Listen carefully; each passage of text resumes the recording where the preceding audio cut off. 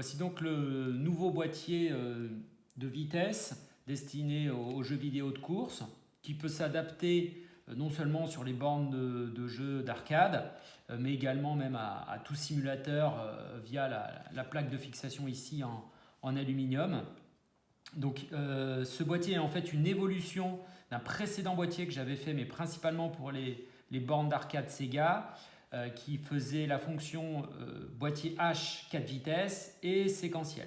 Donc là on est sur un boîtier qui est déjà beaucoup plus compact d'une part, qui est plus robuste parce qu'il y a une plaque en aluminium ici et les éléments de rotation, les différentes rotules dans le boîtier sont également en aluminium. Et on a de façon sertie un peu plus robuste un RJ45 pour la sortie électrique. Donc le fonctionnement ici, on a rajouté principalement du coup, la fonction boîtier H 6 vitesses qui permet donc du coup d'être évolutif au jeu un peu plus récent. Le basculement va se faire de la même manière, à savoir que pour basculer de H à séquentiel, on lève le levier et on fait un quart de tour. Donc là par exemple sur le boîtier, typiquement là je suis en 4 vitesses, voilà. Et si je veux basculer à séquentiel, je lève et je fais un quart de tour. Je fais quart de tour, ça bloque et on est coup sur un séquentiel. Voilà. Si on fait un autre quart de tour, on est sur du 6 vitesses. Voilà.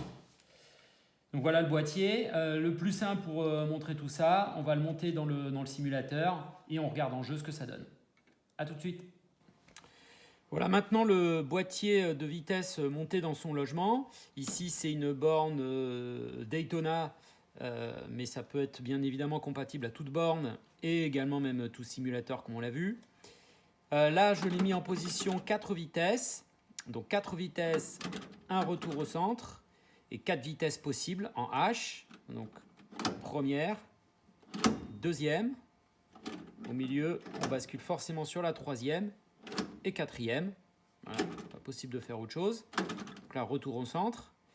Pour basculer maintenant sur les autres modes, on va lever le levier et le tourner d'un quart de tour.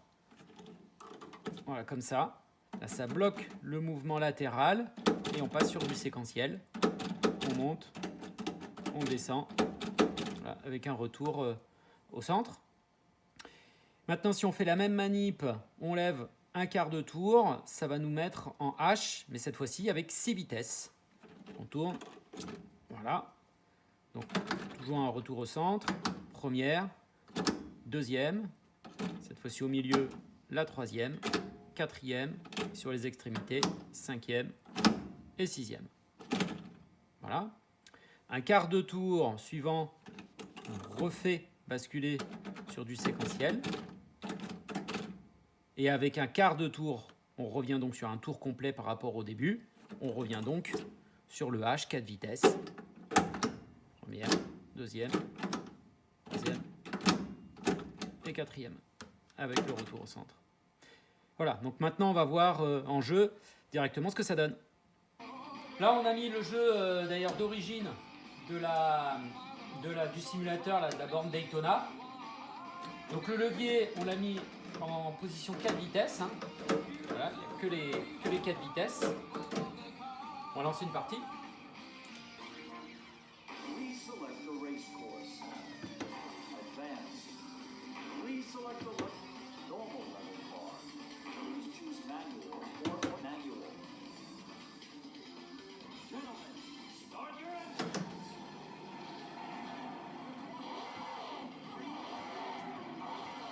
Maintenant première, deuxième, troisième,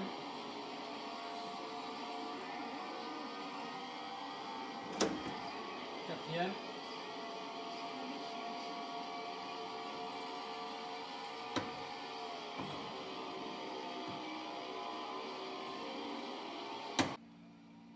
alors maintenant on est passé sur un jeu plus récent, ici c'est Dirt Rally 2.